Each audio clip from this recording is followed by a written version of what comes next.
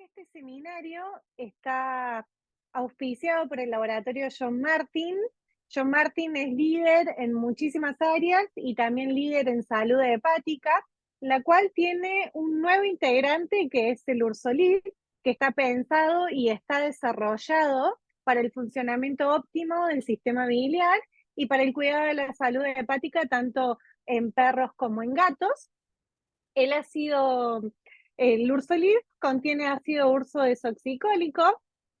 ¿Por qué es importante utilizar el ácido urso desoxicólico? Porque es un producto que es natural, que es endógeno, es un ácido biliar que es hidrofílico. Eso quiere decir que no es tóxico, a diferencia de otros ácidos biliares que son hidrofóbicos y que pueden llegar a causar una lesión hepática. Tiene propiedades antiinflamatorias, tiene propiedades antioxidantes, citoprotectoras, hidrofílicas, coleréticas, colagogas y antiapoptóticas que son esenciales para el funcionamiento óptimo del sistema biliar y el cuidado de la salud hepática. La sustitución de los ácidos biliares endógenos por el ácido úrseo desoxicólico presente en el Ursolid va a proteger al hígado y va a retardar la progresión de todos los trastornos. ¿Cuándo vamos a indicar el Ursolid? Lo vamos a utilizar como colerético cuando tengamos un éstasis biliar, lo vamos a utilizar cuando haya presencia de barro biliar o en mucocele de la vesícula biliar, que esto es muy importante porque ¿cuántas veces han hecho ecografías de rutina y han encontrado la presencia de barro biliar, tanto en perros como en gatos? Las estadísticas hablan desde que en realidad el 44% de estos gatos que nosotros hacemos un examen ecográfico de rutina van a presentar barro biliar, y en cuanto a los perros, las estadísticas hablan en una proporción del 35 al 67%. Y esto es sumamente importante porque hay que tratarlo.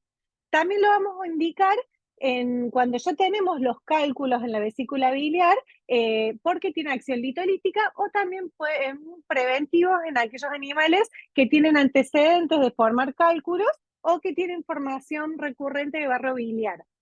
Lo vamos a utilizar en hepatitis crónicas y en otras hepatopatías como hepatoprotector. Lo vamos a utilizar en patologías hepáticas y biliares inflamatorias, y lo vamos a utilizar en la triaditis felina en asociación con otros fármacos para el tratamiento de esta patología. El Ursolid tenemos la dosificación de 10 a 15 miligramos kilo por día, lo cual recordemos que el Ursolid es un fármaco, no es un complemento que vendría a ser un complemento a un tratamiento, sino que el Ursolid es el tratamiento ya que es un fármaco. Entonces, en cuanto a la dosificación, es una dosificación de acuerdo a fármaco que va de 10 a 15 miligramos kilo por día, puede ser tomado cada 24 horas o cada 12 horas, y es un producto que es bastante rendidor porque para un animal, un perro, un gato de 5 kilos aproximadamente, de acuerdo a la dosis que usemos, de 10 o de 15 miligramos kilo, va a estar rindiendo entre 50 y 75 días de tratamiento. El Ursolid es una suspensión oral saborizada que es muy, pero muy palatable, lo que la hace ideal para gatos, para la administración en gatos y para perros de talla pequeña, y viene con una jeringa dosificadora, lo cual va a facilitar la administración y la correcta dosificación. Además de ser un tratamiento específico, no llevando a la polifarmacia. Si quieren más información acerca del Ursolid, pueden escribirnos por las redes sociales. Tenemos unas fichas técnicas acerca de los usos del ácido urso desoxicólico que son bastante lindas y muy interesantes por ahí para el que quiera ahondar un poquito más en el tema. Ahora sí, vamos a dar inicio al seminario. Si tienen alguna consulta para Marta, la van a poder realizar en el box de preguntas y respuestas que está en la parte inferior de la barra. Agradecemos mucho la participación y para los que se animen, si quieren sacar una captura de la charla y subirla a Instagram, etiquetando a John Martin y a Marta, se los vamos a agradecer. Marta es médica veterinaria, graduada en la Universidad de La Plata, es una amiga ya de John Martin y es una referente muy conocida en gastroenterología, en endoscopía y en nutrición clínica. Bienvenida, Marta. Ahí estoy, ahí, Ahí está. Mm. ahí está. ¿Me veo? ¿No? ¿Me Sí, escuchan? sí, sí, sí. Ah, ahí Te está. escucho. Ahí Mm. está, bueno, buenas noches. Muchas gracias por, bueno, por la convocatoria y por todos los colegas que estén ahí escuchando a esta hora de la noche. ¿Comparto ya pantalla? Sí, sí, sí. Sí. A ver,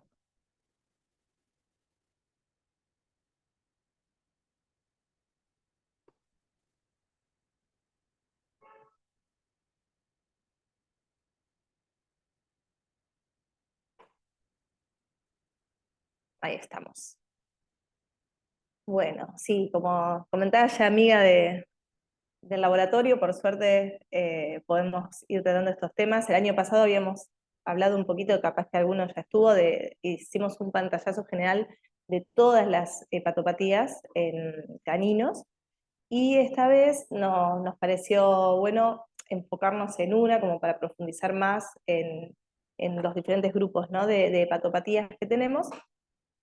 Ya que no son todas iguales, a veces lo que pasa es que nosotros tenemos un aumento de enzimas hepáticas y no sabemos qué es lo que pasa, o englobamos todo en que hay un problema hepático, pero sí tenemos que, lo importante es llegar al diagnóstico. Por eso es que hoy nos vamos a enfocar en lo que son las hepatopatías del tipo inflamatorias. Si recuerdan, si vieron las charlas anteriores, hay varios grupos. Yo muchas veces, para clasificarlas y entenderlas un poquito en nuestra cabeza, las divido en el grupo de lo que es inflamatorias, metabólicas o problemas vasculares.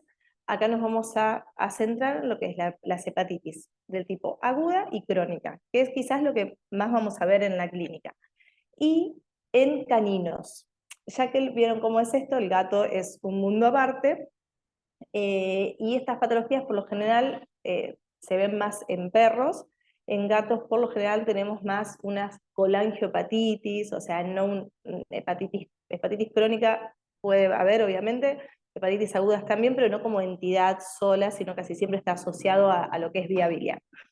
Así que bueno, la clasificación de hepatitis aguda o hepatitis crónica es más que nada del tipo histológico. Eh, Se trae un poquito también los conceptos de lo que es medicina humana. En medicina humana se sabe un poco más, hay otras causas, hay causas inmunomediadas, hay causas virales, que se clasifica un poco mejor que nosotros en veterinaria, los clasificamos más que nada de acuerdo a los eh, resultados histopatológicos. Por eso, en lo que es una hepatitis aguda, lo que se va a encontrar a nivel histopatológico va a ser, como les puse acá, inflamación, apoptosis y necrosis celular. Y en una hepatitis crónica vamos a encontrar inflamación, también vamos a encontrar obviamente apoptosis y necrosis, pero la diferencia es que acá ya vamos a tener un componente de fibrosis, que como en casi todos los casos, si nosotros ya tenemos fibrosis, nos está diciendo que es un proceso crónico, que hubo tiempo de reacción de ese organismo, en este caso el hígado, a generar una reparación a la injuria que está ocurriendo y se va a generar una fibrosis. Entonces, los términos en sí son histopatológicos, por eso es que los clasificamos de esta forma. Vamos a comenzar con lo que es hepatitis aguda. La hepatitis aguda es una inflamación, como nos lo dice, de forma abrupta, aguda. Tenemos por lo general pacientes que están bien, que no tienen ninguna signología clínica, están bien, por lo general encontramos pacientes que están muy bien de peso, muy bien de estado corporal, y por diferentes causas que muchas veces no las podemos descubrir, a veces sí, pero otras veces no, comienzan con una falla hepática en forma abrupta. Las causas van a ser las que tenemos acá. Como les digo, a veces no llegamos a descubrir el diagnóstico. Causas infecciosas, acá recuerden que nos centramos solo en perros, porque en felinos tenemos otras causas. Como causas infecciosas vamos a encontrar la hepatitis infecciosa canina, si bien tenemos vacuna y por lo general, por lo menos, bueno, hay gente de muchos países, pero por lo general en la Argentina no se ve tanto, pero obviamente que hay casos. Leptospirosis, que eso sí, quizás nosotros tenemos un poquito más, y según la zona de donde trabajemos, leptospirosis es como una causa, como yo diría, una de las principales de hepatitis aguda. Obviamente que la leptospirosis también va a generar una falla multiorgánica y vamos a tener otros órganos afectados, pero uno de ellos, uno de los principales, es el hígado. Y herpes virus, que también, eso depende también la zona, más que nada de también si hay criaderos o no, o sea, vamos a verlos, quizás no los lleguemos a ver. Yo, en mi experiencia, creo que y una de las cosas más comunes que vemos de causa infecciosa de hepatitis aguda es leptospirosis. Pero bueno, después me dirán de acuerdo a cada zona. Dentro de las causas tóxicas vamos a tener causas, por lo que son fármacos, que hay algunos, como les puse acá, algunos que ya se sabe que pueden generar hepatotoxicidad, el fenobarbital, o sea, pacientes epilépticos que por mucho tiempo están tomando fenobarbital, las tetraciclinas, sulfas, carprofeno, estas están documentados que hay fármacos que son fármacos que generan hepatotoxicidad.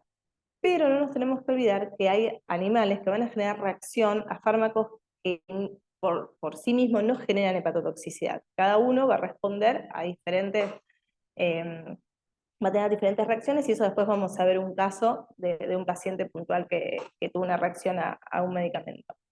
Lo que son toxinas de hongos, o sea, las aflatoxinas, acá tenemos que tener cuidado con los alimentos, alimentos quizás balanceados que no tienen un cuidado, que están abiertos, la gente que vende, compra los alimentos en bolsas abiertas, empaquetados en las veterinarias, bueno, eso nos puede llegar a pasar. A veces no sabemos, a veces suponemos, o sea, acá es rarísimo que sepamos que justo tuvo una hepatitis aguda por aflatoxinas, pero a veces en la anamnesis empezamos a preguntar dónde compra, cómo le da de comer, y podemos llevar a eso. Las algas verdes azuladas, que también va a depender de los lugares donde vivan nuestros pacientes, y químicos como los disolventes orgánicos o el xilitol. El xilitol está en los productos dietéticos.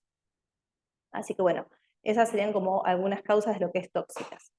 También vamos a tener reacciones inmunomediadas, acúmulo de cobre, que más que nada acá tenemos razas predispuestas al acúmulo de cobre, que nos va a generar tanto una hepatitis aguda, pero luego lo vamos a ver muchas veces en lo que es una hepatitis crónica, y idiopáticas, obviamente, que no vamos a encontrar la causa de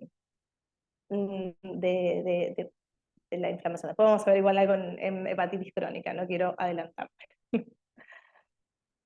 Los signos clínicos van a ser inespecíficos. Como les decía, a veces son animales, por lo general que están sanos, que están en un buen estado corporal, no tienen nada, y comienzan con inapetencia, letargo, vómitos, diarreas. Los vómitos y diarreas pueden ir desde un vómito, una diarrea común, a más graves, como melena, hematémesis. Poliuria y polidipsia es un signo clínico bastante frecuente en lo que es hepatitis tanto aguda como crónica. Y de acuerdo a la causa, a la injuria que está sufriendo el hígado, vamos a tener signos que van a ser más leves o signos un poquito más graves, como ya cuando tenemos ictericia, signos de encefalopatía hepática, o sea, cuando se está perdiendo mucha masa hepática y no está pudiendo detoxificar de los compuestos nitrogenados. Hipoglucemias, por lo mismo, tenemos una necrosis muy grande del parénquima hepático y no puede regular las glucemias, problemas de coagulación, y nos puede llevar obviamente a la muerte. También podemos tener hepatitis agudas subclínicas, que solamente tenemos enzimas hepáticas elevadas y podemos encontrar en un chequeo de rutina por otra causa, no sé, un prequirúrgico, un control general, y el animal está bien, o sea, está cursando por una hepatitis aguda subclínica y encontramos un aumento de enzimas hepáticas. También va a depender de la elevación de las enzimas hepáticas. Por ejemplo, en un paciente que está cursando con una hepatitis aguda subclínica, el aumento de enzimas hepáticas no va a ser mayor a 5 veces el límite superior. Si no, ya cuando es una elevación mayor, ya tenemos un daño más importante y seguramente está con otros signos clínicos. Pero bueno, son signos muchas veces inespecíficos, ¿no? Nosotros tenemos que ver tanto, empezar con signos clínicos, saber cualquier causa casi nos puede dar vómitos y diarrea, un montón de patologías nos puede dar vómitos y diarreas, polidipsia, poliuria, entonces acá ¿qué empezamos a hacer? Chequeos de sangre, ecografía abdominal, obviamente es la anamnesis, y con eso nos va llevando a que está cursando una hepatitis en ese momento. También los signos clínicos van a depender del agente causal. Por ejemplo, como les decía, si tenemos una leptospirosis, obviamente que podemos tener, no sé, una insuficiencia renal, necrosis de la lengua, en una hepatitis por adenovirus vamos a tener el edema de córnea, que nos da el ojo azul, o sea, tenemos diferentes causas, algunas que vamos a saber y que vamos a tener signos clínicos de acuerdo a eso. Bueno, lo que más caracteriza obviamente a una hepatitis aguda o crónica son los aumentos de las enzimas hepáticas. Las enzimas hepáticas, las más importantes, después tenemos otros valores que no son transaminasas, pero también nos dice cómo funciona el hígado, pero lo que son las enzimas propiamente del hígado, se acuerdan que tenemos la GPT, la GOT, la FAS y la GGT. Las clasificamos en enzimas hepatocelulares o enzimas colestásicas. Porque lo que bueno, acá me equivoqué, es GOT y GPT, perdón, van a estar en el hepatocito, y las colestásicas van a ser más que nada en todo lo que es vía biliar.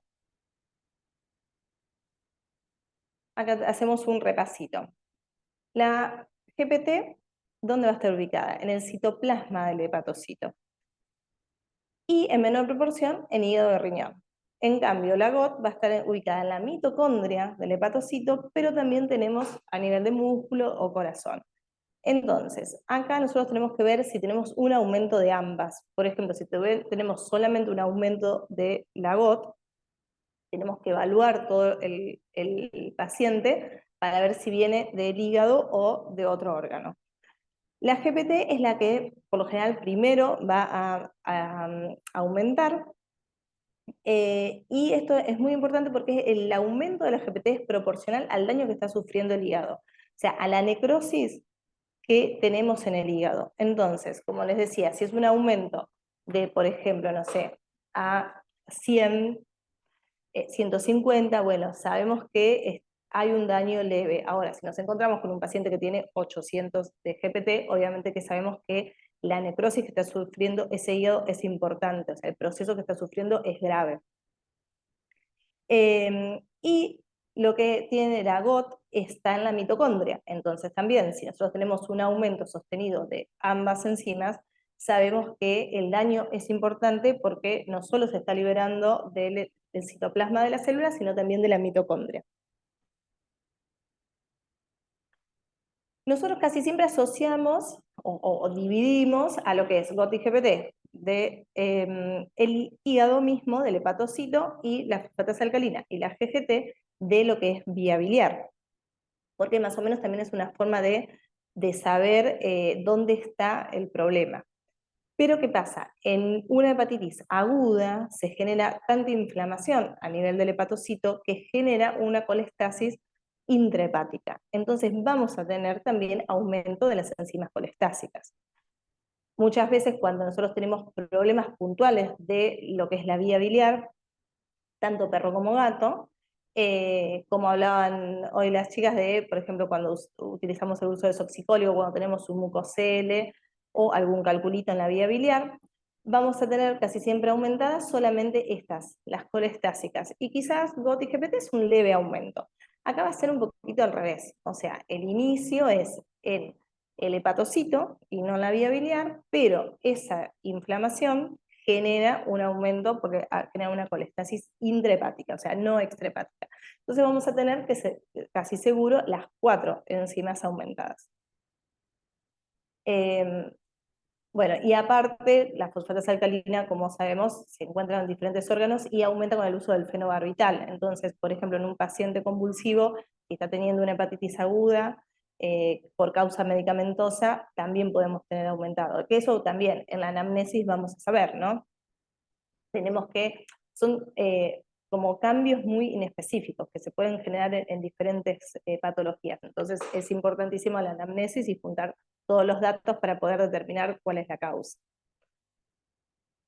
Bueno, tenemos paciente que ingresa decaído, poliuria, polidipsia, vamos a hacer un chequeo de sangre general, quizás descartamos una insuficiencia renal, ictericia, tenemos aumento de las enzimas hepáticas, entonces obviamente segundo paso, una ecografía abdominal. ¿Qué vamos a ver en la ecografía?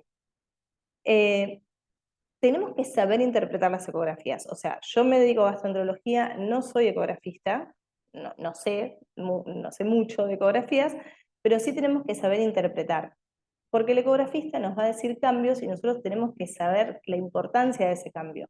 A veces lo ideal es trabajar con alguien que uno pueda tener una comunicación, pero bueno, muchas veces no. Yo como atiendo pacientes derivados, a veces atiendo pacientes que vienen con una ecografía que no tengo contacto con el ecografista, entonces tenemos que interpretar qué es lo que nos está diciendo, interpretar la gravedad de lo que nos está diciendo. En la ecografía, acá estamos, recuerden siempre, hepatopatías, una hepatitis aguda, vamos a ver cambios como por ejemplo el parénquima hipoecoico, en forma difusa, o sea, todo el hígado va a estar afectado, y va a haber un aumento de los vasos portales, se van a ver más. Vamos a palabras no ecográficas, ¿no? Para que entendamos. Pero, ¿qué pasa? Eso no es diagnóstico.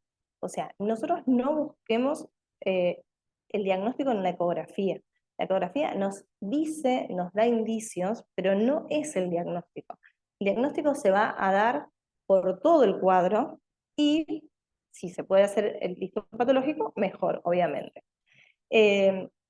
A veces estos cambios por ahí los pasamos por alto, quizás tenemos un paciente con un leve aumento de enzimas hepáticas y tenemos estos cambios y lo dejamos pasar porque no es grave, pero si no controlamos, con el tiempo sí puede avanzar a una hepatitis crónica. Así que bueno, con esto a nosotros nos da un indicio, pero lo vamos a relacionar con el aumento de enzimas hepáticas. Vuelvo un cachitín para atrás, que no les dije. Las enzimas hepáticas, por lo general, como les decía la GPT, aumenta a las 48 horas de la injuria. Entonces, este paciente que llega con todos estos signos clínicos, seguramente en el primer chequeo de sangre que vayamos a hacer, vamos a tener un aumento de transaminasas. Nosotros, ¿cómo hacemos para saber si está mejorando o si está empeorando? Pueden tardar en descender 2, 3 semanas, pueden estar aumentadas, entonces si nosotros controlamos, no sé, a los 2 días no vamos a pretender que estén perfectas, pero sí, más o menos cada 48 horas, si la injuria cesa, van a tener que ir descendiendo un 50%. Esto es importante para saber cómo está ese paciente y si está empeorando ese hígado o no. O sea, no vamos a pretender que esté perfecto, pero sí que vayan bajando. Si es un aumento leve, por ejemplo, nosotros hacemos un prequirúrgico y encontramos un chequeo de rutina de una persona que, no sé, rutinariamente le hace, no sé, todos los años un chequeo de sangre. Y tenemos un aumento leve de enzimas hepáticas, no vamos a decir, no, no es nada, no. Al mes por lo menos repetimos. Si, como les digo, si encuentran, no sé, 100, 120, 150 de GPT, repitamos al mes. Si al mes nosotros tenemos 200, 250, 300, sabemos que el proceso sigue. No sabemos cuál es, pero sabemos que sigue y tenemos que empezar a investigar qué es lo que está pasando. Por eso ahí relacionamos todo, ¿no? Relacionamos signos clínicos, en los valores de las transaminasas y la ecografía. Otros datos en sangre que son importantes es la albúmina. La albúmina, en una hepatopatía aguda, en una hepatitis aguda, por lo general va a estar normal. Nos da indicio de cuando es crónico, o sea, cuando nosotros tenemos poca masa hepática, se pierde tejido hepático, entonces baja la síntesis de albúmina. En una hepatitis aguda, por lo general, estaría normal. ¿Qué pasa? Si es tan grave, la falla hepática puede estar baja, pero no es lo más común. Ahí vamos a tener cosas peores, o sea, no vamos a tener solamente una albúmina baja, sino vamos a tener coagulación intravascular diseminada, otras cosas mucho más graves. Las bilirrubinas, bueno, también pueden aumentar. El colesterol en una hepatitis aguda, tampoco, a veces puede ser que esté más bajo, pero no habría un cambio significativo. O sea, lo más importante en lo que es aguda serían las transaminasas y las bilirrubinas. Bueno, como les decía, la ecografía nos da indicios, ¿no? Pero no nos da un diagnóstico definitivo. El diagnóstico definitivo de cualquier hepatopatía es un diagnóstico histopatológico. Y acá nosotros vamos a tener que evaluar cómo está el paciente, ¿no? A veces vamos a tener pacientes que están en muy malas condiciones, que necesitan internación, que no podemos eh, someterlos a una función ecoguiada. Yo trabajo mucho con lo que son funciones ecoguiadas para diagnóstico, porque es un método de mínima invasión. Pero bueno, a veces en hepatitis aguda no podemos hacerlo. En realidad es lo que tendríamos que hacer, pero a veces no se puede. Sí podemos hacerlo si el paciente está en condiciones de realizarlo. Lo que vamos a encontrar es estos resultados. Un patrón inflamatorio mononuclear mixto con apoptosis y necrosis. Acá no tenemos fibrosis todavía. Por eso les decía en un inicio que el diagnóstico en realidad es a partir del histopatológico, no el nombre de hepatitis aguda.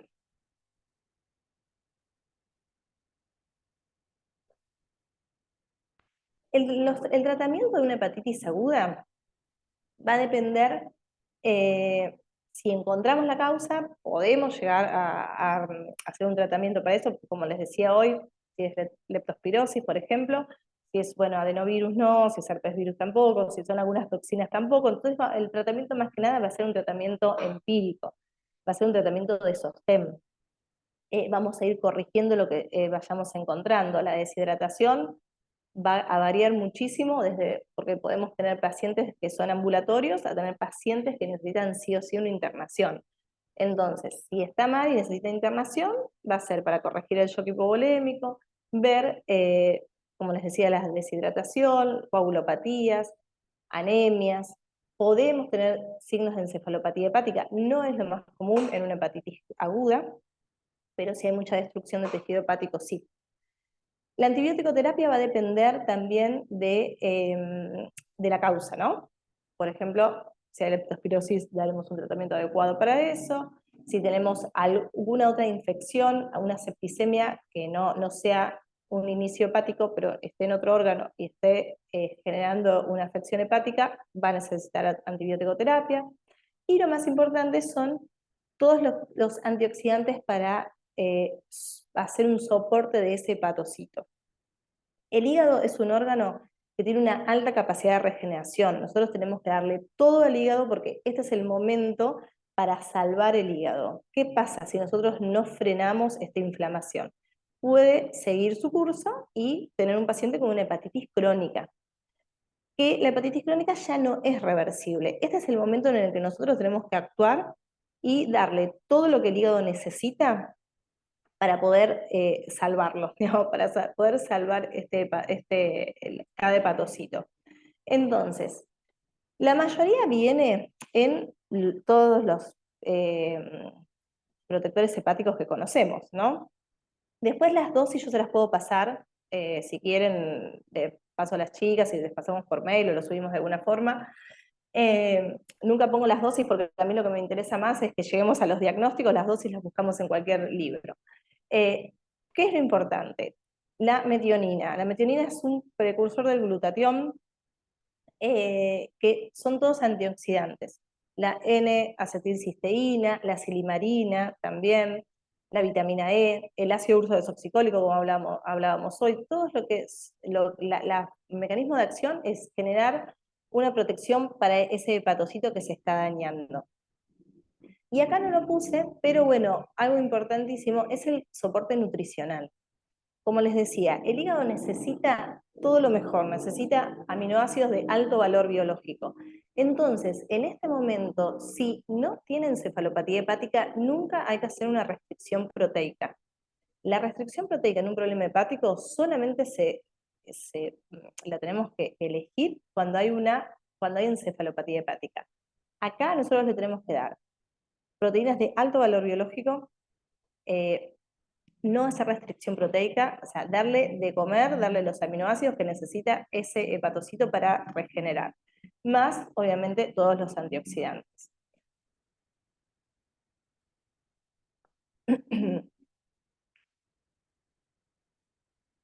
Bueno, y acá les voy a mostrar un caso de una hepatitis aguda. A ver, a veces a mí la verdad que por ahí no me llegan tanto lo que son las hepatitis agudas porque son más que nada un manejo clínico o un manejo de internación. Entonces no son los pacientes que más tengo, sí lo que son de hepatitis crónica. Entonces, miren, este caso lo vi hace poquito, fin del año pasado, principios de este año. Es un salchicha de 8 años que estaba todo normal, se hizo prequirúrgicos para una limpieza de dientes, se hizo la limpieza, estaba todo perfecto, hasta que más o menos a la semana de hacer la limpieza de dientes empezó con decaimiento, anorexia, vómitos. Bueno, tenían un chequeo de sangre actual, o sea, sabían que estaba todo bien, pero bueno, como comienza así, se hace un chequeo de sangre y acá miren cómo están las transaminases. La GPT en 720, GOT 137. Ven, acá nos está diciendo que hay un daño, se está liberando más que nada las enzimas del citoplasma y no de la mitocondria. La fosfatasa alcalina en 2000, la glucemia bien, no hay hipoglucemias, la albúmina está bien, 2,8, porque es algo agudo. En este paciente lo que suponemos que tuvo una reacción a algún fármaco que se utilizó en la anestesia. Obviamente que son fármacos que se usan en todos los pacientes, con todos los cuidados, con anestesista, todo, pero bueno, esto no tenemos que olvidarnos, que hay reacciones que son propias de cada individuo y no son fármacos que generen de por sí una falla hepática. Bueno, con este paciente no necesitó internación, la verdad que comía, hicimos todo un tratamiento empírico, ¿no? Con antioxidantes, antibiótico-terapia, hacían una internación ambulatoria en su veterinaria clínica, y luego de meses, porque yo acá les puse un chequeo de diciembre, pero había comenzado un mes antes, más o menos todo, hasta que yo lo vi. Tenemos el último chequeo de febrero, ven que está en la GPT en 74, la GOT en 23, la fosfatasa alcalina ya volvió a la normalidad. Bueno, este paciente en febrero le di el alta, pero en enero las enzimas hepáticas seguían altas. O sea que ya, si en febrero seguían altas, yo le iba a indicar una biopsia hepática, porque ya estábamos en lo que es una hepatitis crónica. Pero bueno, fue evolucionando bien. ¿Y por qué nos indicó la biopsia antes? Porque lo que yo les decía, iban descendiendo, de a poquito, iban descendiendo, entonces ahí me estaba dando el indicio de que la injuria que tuvo ese hígado, o sea, hepatitis aguda, esa inflamación que se generó, suponemos por los fármacos, iba mejorando, iba descendiendo. Si hubiera seguido, sí teníamos que hacer una biopsia para saber en cómo estaba ese hígado en ese momento. Pero bueno, él se dio el alta, estuvo todo bien. Bueno, ahora vamos a lo que es hepatitis crónica. Después vemos todas las preguntas que seguramente hay, pero las vemos todas juntas al final. Bueno, ¿qué pasa si esa hepatitis aguda no la frenamos y la inflamación sigue? La causa pasó, porque obviamente que si hubo un tóxico, pasó, listo, ya no sabemos ni siquiera a veces qué tóxico es, y sigue la inflamación a nivel del hígado. El hígado, como les decía, tiene una alta capacidad de regeneración, pero si tenemos una injuria muy importante, lo que va a hacer es formar cicatriz, va a generar fibrosis, para reparar las zonas que se fueron afectando. Y ahí es donde tenemos este peligro de que esta fibrosis gane tejido sano, gane hepatocitos y genere una hepatitis crónica. Como les decía antes, siempre el término es histopatológico, ¿no? ¿Qué vamos a encontrar? Inflamación, necrosis, regeneración y fibrosis. Por eso es importante digamos, atacar el problema en lo que es la parte aguda, si la encontramos, ¿no? Muchas veces no lo podemos encontrar. Hay una predisposición racial para para cursar hepatitis crónica, no siempre es así, o sea, esto puede pasar, esto es más que nada de libro, como es de libro lo digo, pero una hepatitis crónica la puede tener cualquier paciente que tuvo una hepatitis aguda. Entonces tenemos el Bedlington Terrier, que es el de las bolitas, el que parece un caniche que tiene bolitas en las orejas. Iba a poner una foto porque es raro, pero por lo menos en Argentina no vi ni uno, no sé en sus países si lo vieron. El West Highland White Terrier, Cocker, Doberman, Labrador. Creo que el Doberman es el que más sabemos que tiene hepatopatías por acúmulo de cobre, por lo general. Y todas estas razas también tienen una predisposición a tener hepatopatías crónicas por acúmulo de cobre. Pero ya les digo, cualquier paciente que tuvo una hepatitis aguda puede tener una hepatitis crónica. Entonces esto es un poco de libro, o sea, no le demos tanta bolilla. Acá los signos clínicos van a ser diferentes. Nosotros vamos a tener un paciente que tuvo una injuria hepática y tuvo tiempo ese hígado de estar generando fibrosis, entonces los signos van a ser más lentos, por eso más crónicos, ¿no? Entonces, por lo general tenemos pacientes que ya tienen pérdida de peso, decaimiento, apatía, poliuria, polidipsia, la volvemos a ver, siempre en falla hepática tenemos poliuria, polidipsia, ictericia, que no siempre es tan marcada o tan importante, o sea, no es que tenemos que buscar sí o sí que haya ictericia. Vómitos y diarreas, de nuevo, acá los vómitos y diarreas, la gravedad va a depender de la hipertensión portal. Por lo general, si tenemos una hepatitis crónica y el hígado está muy chiquito, muy fibrosado, y tenemos hipertensión portal, va a generar edema en la mucosa del estómago y del intestino, y los vómitos y las diarreas van a ser con sangre, van a ser graves. Y acá, lo mismo, vamos a encontrar ascitis y edema por hipoalbuminemia o por hipertensión portal o por ambas. Y acá también es más común encontrar encefalopatía hepática. O sea, en una hepatitis aguda encontramos encefalopatía hepática si es una hepatitis fulminante, o sea, si el hígado pierde mucha masa hepática. No es tan común. La encefalopatía hepática es más común en una hepatitis crónica. Y acá, sí, lo que es el laboratorio, vamos a encontrar otras cositas más importantes, como les decía, la hipoalbuminemia. O sea, casi todos los pacientes con hepatitis crónica que perdieron masa hepática van a tener hipoalbuminemia. Hipoglucemias también, no lo puse acá, pero bueno, el colesterol también puede estar un poco bajo. Coagulopatías, anemia, trombocitopenia, o sea, acá tenemos más alteraciones un poquito más graves. La urea, súper importante, o sea, también disminuye, eso es un dato que también tenemos que mirar, porque por lo general no se forma el ciclo de la urea porque tenemos poco parénquima hepático funcional y la urea baja. Y las transaminasas pueden estar aumentadas en un inicio, pero en una etapa terminal, donde ya no tenemos casi hepatocitos, pueden estar normales. Entonces, no nos guiemos porque las transaminasas estén bien, porque al contrario, quizás están bien, pero porque ya hay tan poco tejido hepático activo que por eso es que están bajas o normales. La ecografía también, tanto como la hepatitis aguda, no es diagnóstica, sí nos orienta.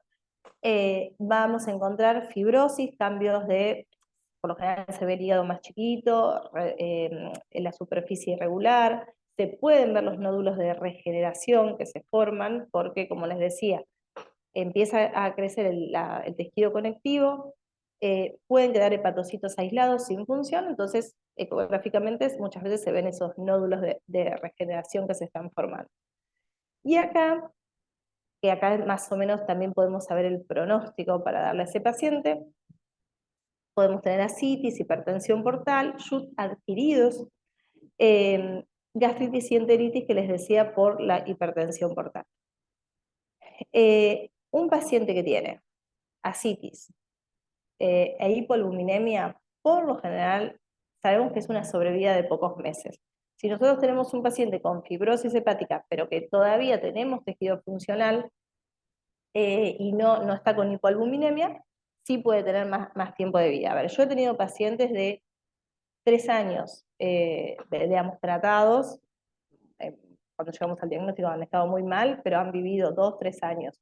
A lo que voy es que no digamos que no tienen sobrevida, o sea, sí hay parámetros que nos dicen que está grave, que es lo que les decía, la ascitis y la hipoalbuminemia. Pero bueno, si no se llega a eso, o si se llegó a eso, pero después se diagnostica y podemos revertirlo, a veces tenemos pacientes que le podemos dar una buena calidad de vida por años. Y acá sí tenemos que hacer histopatología. O sea, en el paciente de hepatitis aguda a veces no podemos porque está mal y no podemos someter a una anestesia o a algún procedimiento. Acá sí, si nosotros tenemos un paciente que pasó un año, 6 meses, con un aumento de enzimas hepáticas, hay que hacer biopsia sí o sí. Porque quizás no es una hepatitis inflamatoria, quizás no es una hepatitis crónica, y es una hepatitis del tipo metabólica, como no las vimos en el día de hoy, pero bueno, como les nombraban en el seminario anterior, entonces no podemos empezar un tratamiento porque sí. O sea, acá sí o sí tenemos que hacer biopsia con diagnóstico definitivo. Como les decía, yo muchas veces indico, no las hago yo, indico ecoguiadas porque es de mínima invasión. Y otra cosa importantísima, la biopsia de hígado, para que sirva tener un diagnóstico, tiene que ser para histopatología, no citología. O sea, para hígado no sirve una citología. Puede servir si tenemos un tumor, pero no para diagnosticar una hepatopatía. Tenemos que ver los espacios porta, el patólogo tiene que decirnos cómo está todo. Entonces, no nos dice nada tener una biopsia de hepatocitos aislados, para nada. O sea, no sirve. Si a mí me viene un paciente con eso, que se hizo en otro lado, lo voy a mandar a biopsia de vuelta. O sea, no sirve una citología. Pues justamente tenemos que ver cómo está esa arquitectura del lobulillo hepático. Acá que vamos a encontrar necrosis de vuelta, infiltrado inflamatorio, y la diferencia es los nódulos de regeneración y la fibrosis. Acá tenemos un estadio de fibrosis, pero puede seguir a un estadio de cirrosis. Cuando tenemos cirrosis tenemos más tejido conectivo y pocos hepatocitos, o sea, o quedan aislados en nódulos que no son funcionales. También podemos hacer tinción para ver el acúmulo de cobre. En otros países quizás hacen otros métodos, acá no los tenemos. Y el acúmulo de cobre se ve más que nada en la zona centro-lobulillar. Por eso les digo que una citología no sirve. Nosotros necesitamos ver espacios porta, o sea, necesitamos tejido hepático. Y acá el tratamiento es fundamental, porque nosotros tenemos que frenar esa fibrosis. O sea, tenemos que tratar del poco hígado que tenemos, cuidarlo para que el paciente pueda seguir viviendo años. Entonces, eh, prednisolona va a ser lo primero que vamos a dar. O sea, empezamos 1 mg/kg por lo general cada 24 horas. Por lo general nunca empiezo con 2 mg/kg, con 1 mg/kg está bien. Eh, se puede sumar azatioprina.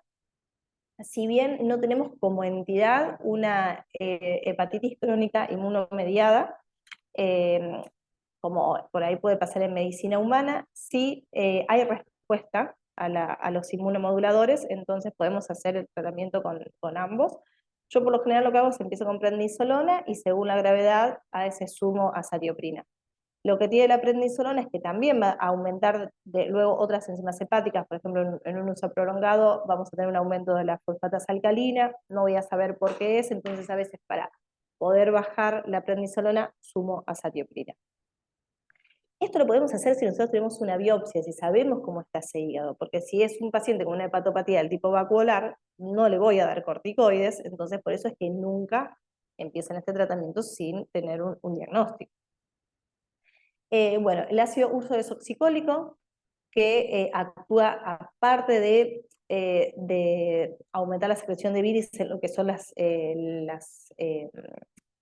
colestasis a nivel por mucoselo o por cálculos, acá nosotros lo usamos como citoprotector, o sea, como antioxidante, como protector de la célula. Lo mismo que lo que usábamos en una hepatitis aguda. Metionina, silimarina, vitamina E, colchicina, que es antifibrinolítico. Yo realmente no lo uso porque puede tener algunos efectos colaterales, así que está descrito, por eso lo pongo. En mi experiencia yo no lo uso. En caso de tener encefalopatía hepática, esto también me parece algo importante, el tema de la encefalopatía hepática. Quizás lo que nosotros leemos es siempre encontrar al paciente que pone la cabeza contra la pared, que se queda ahí, que está perdido, pero a veces hay otros signos muy sutiles de encefalopatía hepática, que es nada más, no sé, que no duerma, que gruña, que esté como más quietito. Esos también son signos de encefalopatía hepática, o sea, no busquemos los más graves. Podemos tener cosas muy sutiles, siempre, por eso es muy importante la anamnesis, preguntar y preguntar y preguntar, y a veces son cosas ínfimas que son signos de encefalopatía. Si tenemos encefalopatía, vamos a usar lactulón. ¿Se acuerdan que es un laxante osmótico que capta estos compuestos que se generan en intestino? Se generan compuestos en intestino que son similares a neurotransmisores y hacemos que no se absorban y nos genere un ciclo enterohepático, entonces por eso usamos el lactulón. La dosis va a depender del paciente, ¿no? 0,5 mililitros kilo cada 8, 12 horas, cada 6 horas también. Si está en un cuadro muy mal, lo podemos usar en enemas también. Quizás no está consciente y no puede tomar vía oral. El lactulón lo vamos usando según la gravedad y de los signos. Antibióticos muchas veces usamos también por la hipermultiplicación bacteriana. Estas bacterias que están en el intestino también son las que generan estas sustancias que generan encefalopatía, así que podemos utilizar antibióticos por eso. Antiácidos, más que nada por la gastritis que se genera cuando hay hipertensión portal. Nosotros acá tenemos un hígado más chiquitito que genera que cuando ingresa esa vena porta, no puede ingresar, genera una hipertensión portal y hace edema en el tracto gastrointestinal. Entonces también podemos usar antiácidos. Bueno, y en el caso de que se diagnostique una hepatopatía por acúmulo de cobre, tenemos una droga que es específica para eso. La verdad yo no tengo mucha experiencia porque no tuve muchos casos, entonces no puedo hablar por ahí de más que nada de los efectos colaterales y nada de eso porque no tengo experiencia en utilizarla. Y como les decía, la hepatopatía aguda, el abordaje nutricional es muy importante.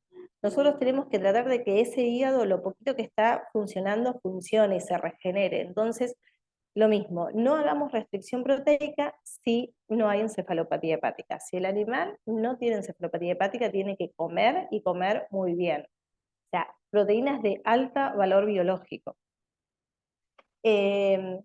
Antioxidantes que, bueno, podemos sumar, aparte de los que sumamos como hepatoprotectores en la dieta, ¿no?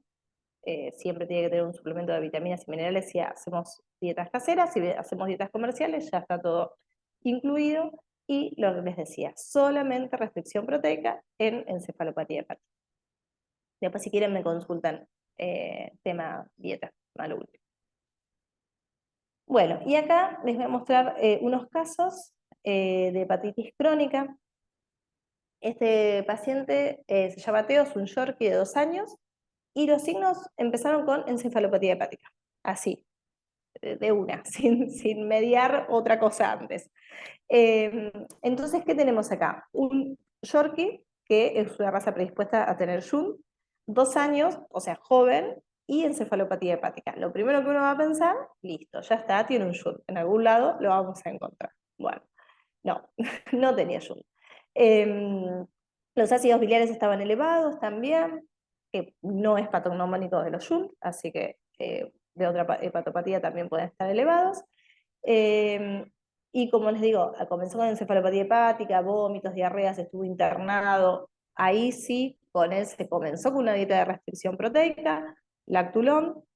Era muy inquieto, o sea, la encefalopatía hepática también hacía que esté un poquito agresivo. No se pudieron hacer ecografías muy buenas, la verdad, porque se movía un montón, entonces nunca se veía una anastomosis portosistémica en las ecografías, pero tampoco se podía descartar. Entonces hicimos una tomografía. Igual, bueno, siempre hago tomografías aunque se vea Junter en live. Y lo que se encuentra es una atrofia de partes del hígado. ¿Ven acá?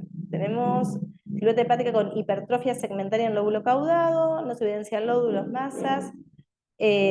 Tampoco teníamos shunt ni intrahepático ni extrahepático. Sí encontraron anastomosis portosistémicas adquiridas, secundarias a la hipertensión portal. O sea, este paciente tiene una hepatopatía crónica. Los signos clínicos nos hubieran hecho pensar en una anastomosis portosistémica. ¿Qué pasa? No sabemos cuándo tuvo una hepatitis aguda, realmente no lo supimos, seguramente fue subclínica, habrá pasado algo, nunca lo pudimos descubrir, muchas veces, a veces hablando con la gente lo descubrimos, pero en el caso de él no. Así que no vamos a saber, como les decía, muchas veces no tenemos ni idea cuál es la causa de la hepatitis aguda, pero bueno, después terminan muchas veces en una hepatitis crónica cuando no pudimos controlar esa fase. Esta paciente, Lisa, es un canino mestizo de 2 años. Cuando yo la comienzo a atender pesaba 14 kilos, estaba con una pérdida de peso muy marcada. Había empezado con signos clínicos hacía 1 año antes, de mi primer consulta. Este que puse acá, esta fecha, agosto del 23, fue más o menos mi primer consulta con ella. Pero venía con estudios de sangre y ecografías de hacía casi 1 año atrás, todo con aumento de enzimas hepáticas, y ver los valores. 200, 500, también 500, o sea, la albúmina estaba bien, o sea, teníamos tejido funcional. Bueno, obviamente con 1 año casi de un aumento de enzimas hepáticas sostenido, no vamos a perder más tiempo y se va a realizar una biopsia hepática. La ecografía, bueno, yo indiqué una ecografía con una de las doctoras con los que yo trabajo, y ven que el hígado se veía disminución de tamaño, bordes irregulares, nos dice, ven imágenes sugerentes de una hepatopatía inflamatoria crónica. Este es antes de la biopsia, o es el mismo, me parece que puse el mismo, sí, porque esta es en la época que yo la empecé a atender. Bueno, y acá tenemos el resultado histopatológico. Todo esto es fibrosis, ¿ven? Tenemos una hepatitis linfocítica crónica. Acá tenemos un infiltrado inflamatorio ven que acá dice regular a moderada fibrosis perilobulillar, presencia de escasos macrófagos. Acá tenemos una hepatitis crónica con un infiltrado linfoplasmocítico. Dato anecdótico de esta paciente, que la mamá falleció con ascitis. Lo que pasa es que no pude saber más porque el chico no tiene los estudios de la mamá, pero bueno, suponemos que la mamá pudo haber tenido algo parecido. Y acá, con ella comencé con prednisolona y sumé a azatioprina. En control en diciembre, miren los valores, teníamos la GOT en 81, la GPT seguía alta todavía en 400, pero la fosfatasa alcalina ya estaba bajando, y el de febrero es una hermosura, 36, 89, 92, miren lo que es esto, es tratamiento. O sea, había estado, a lo que voy, me parece interesante con esto, es que no chequeemos más de 2, 3 meses. O sea, si nosotros tenemos un aumento sostenido, ya está, vayamos al diagnóstico, porque no van a mejorar, no va a mejorar. Esto mejoró con tratamiento. Está con dieta formulada, está con azatioprina, con prednisolona y con protectores hepáticos, o sea, metionina, colina. Y esta paciente la vi hoy y me apuré en ponerla porque me pareció importante por el estado corporal. O sea, la perra está perfecta, una buena condición corporal, masa muscular divina, pero ¿qué pasa?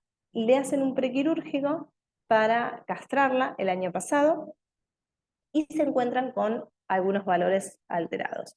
Yo acá puse el anteúltimo del año pasado, pero tiene como 3 estudios anteriores.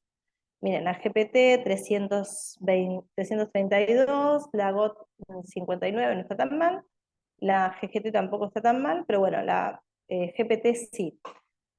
Y ella lo que tenía, como les decía, viene con 2, 3 estudios de casi también 5 meses con los valores aumentados.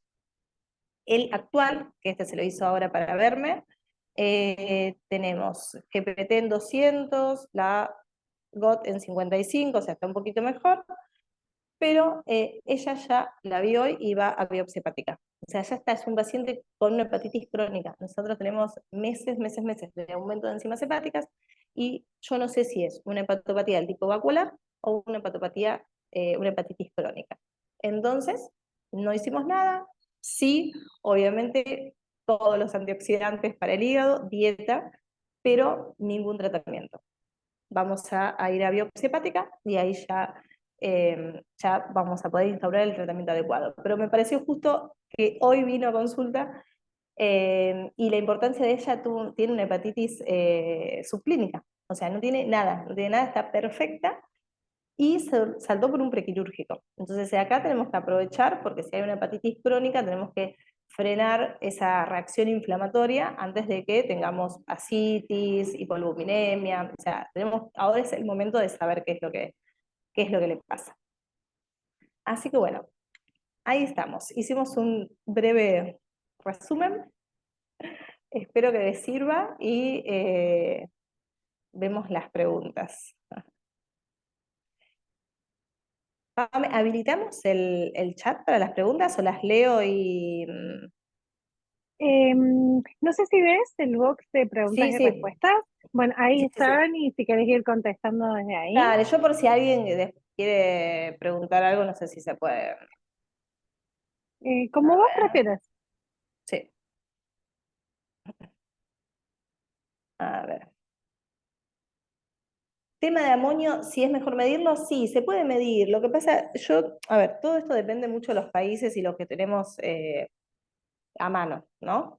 La verdad yo no lo mido. Muchas veces, obviamente que se puede medir, también mido muchas veces ácidos biliares, postprandial, o sea, eso sí. Eh, pero en mi rutina diaria nunca lo mido. La realidad es esa.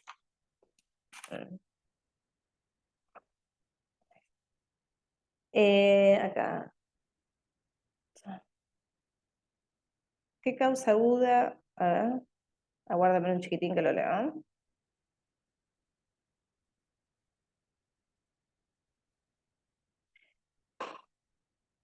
¿Qué causa aguda, además de la encefalopatía hepática, podría dar sinología neurológica si la química sanguínea se ve aumentada? Esa no entiendo la pregunta, Silvia, si querés. Eh,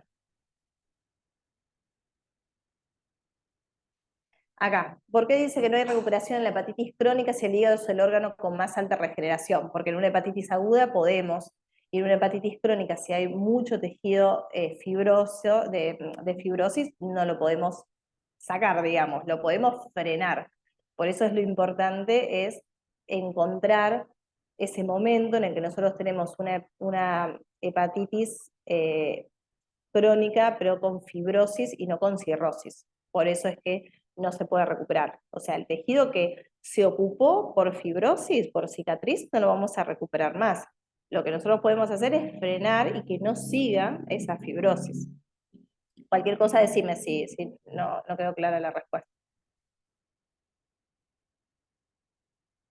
Antibióticos de elección por un tratamiento empírico, por lo general, amoxicilina, por ejemplo, con ácido clavulánico, también porque va a ayudar a si hay encefalopatía hepática, ese es uno de elección. El lactulón. El lactulón lo que hace en las hepatitis crónicas, en realidad no es en toda hepatitis crónica. El lactulón es para encefalopatía hepática. Nosotros podemos tener una hepatitis aguda con mucho daño del hígado y que esté generando una encefalopatía hepática, o en una hepatitis crónica también. Pero en realidad no es como solo para hepatitis crónica. Para una hepatitis aguda también podría ser. Lo que hace es, se generan, digamos, la encefalopatía hepática se genera por varias cuestiones. Una de ellas es porque se generan sustancias que son similares a neurotransmisores, entonces se reabsorben en el intestino. Esto por lo general lo generan las bacterias, y ahí también es el uso de antibióticos. Entonces con el antibiótico bajamos esas bacterias, y con el lactulón hacemos que absorban esas toxinas y las defequen. Por eso es que si tiene un poco de diarreas, Estoy leyendo, Yorkie vive, Teo vive, está re bien. Si tenemos un poquito de diarreas cuando usamos el lactulón, no importa. O sea, porque una de las cuestiones es que esos metabolitos se defequen y no se reabsorban.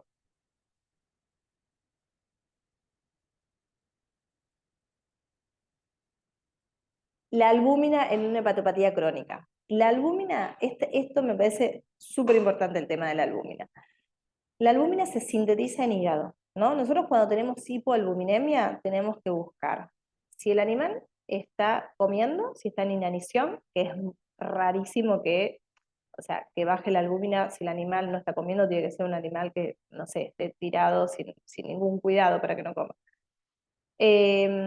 A nivel de pérdida de intestino, o sea, si hay una enteropatía perdedora de proteínas, si se está perdiendo a nivel renal o el problema es la síntesis hepática. O sea, nosotros encontramos hipoalbuminemia, tenemos que empezar a buscar esas cosas. Inanición es la rarísima, porque bueno, es raro no ser que sea un animal que, como les digo, esté muy enfermo, esté abandonado y haya estado sin comer, no sé, un mes entero.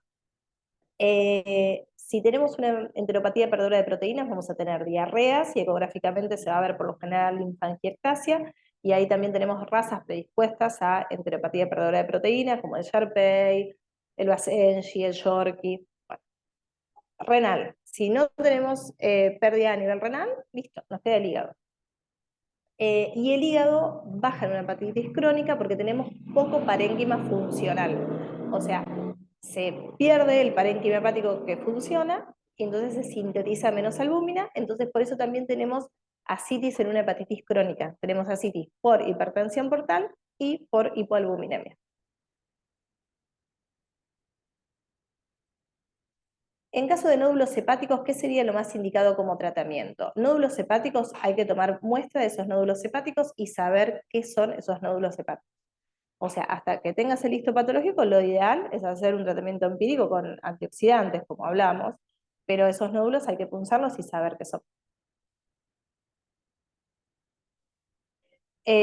Acá. A ver. ¿Con qué frecuencia se ve presentación dermatológica de problemas hepáticos? Una sola vez. Yo lo vi 2 veces. Una en un paciente que me llegó a mí muy a último momento, era justo de una perrita de una colega, y después otro que tiene una hepatopatía más de nada del tipo vacuolar, con aumento muy elevado de colesterol, triglicéridos, y tenía problemas dermatológicos. Igual, obviamente, que se derivó a dermatología, se fue atendiendo en conjunto. Ajá.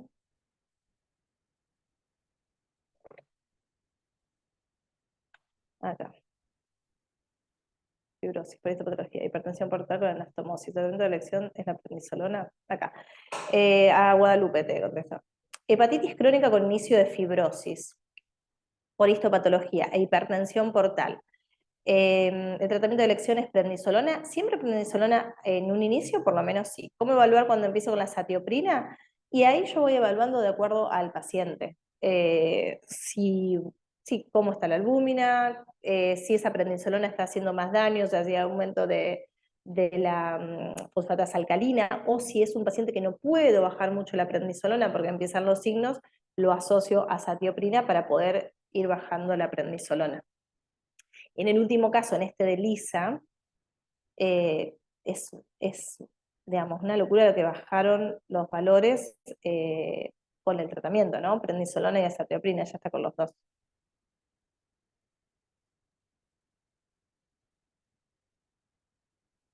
Eh, Acá. Si tenemos una hepatitis aguda con ictericia por Ehrlichia, se hace el tratamiento igual.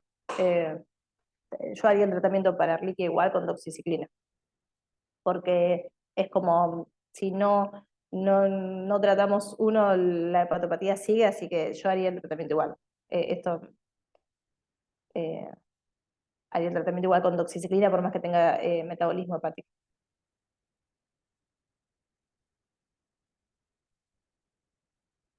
Acá, diarreas hemorrágicas asociadas a hepatopatías. ¿Das antiinflamatorios? Si está con una diarrea hemorrágica por una hepatopatía, si tenemos una hepatopatía del tipo agudo, no.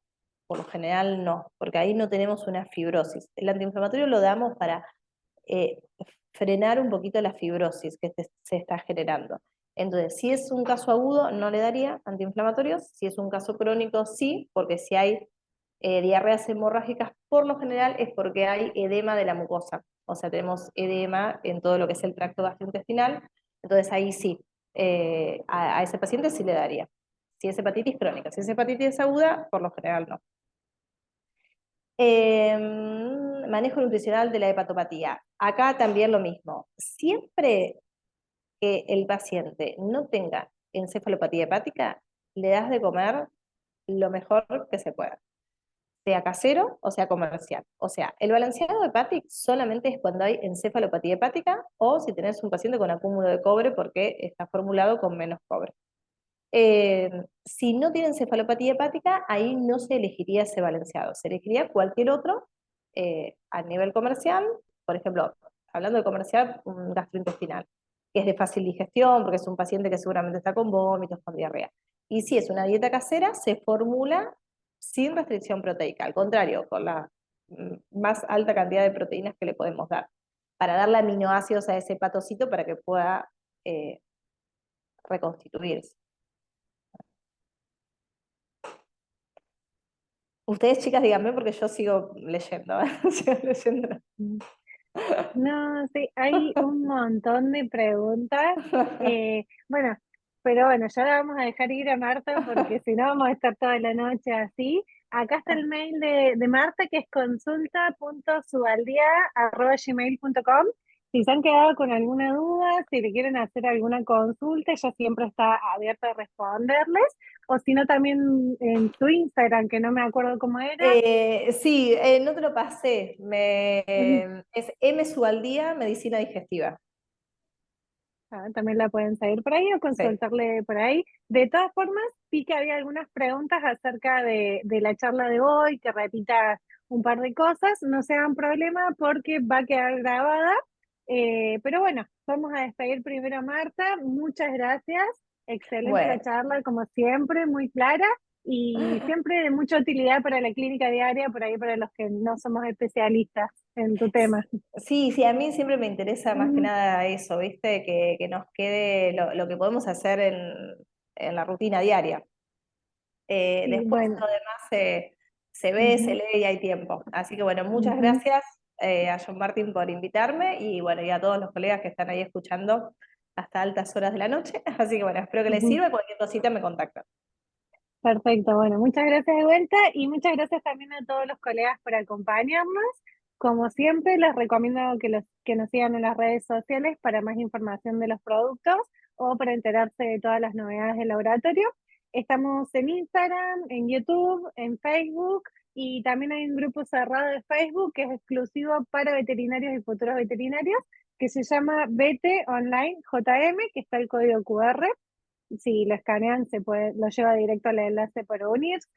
Y en ese grupo vamos a estar subiendo el seminario del día de hoy para los que se quedaron con dudas o quieren volver a ver la charla de Marta o para los que no pudieron asistir. Así que muchas gracias a todos nuevamente y los esperamos en el próximo seminario del Laboratorio San Martín. Chao. Chao, buenas noches.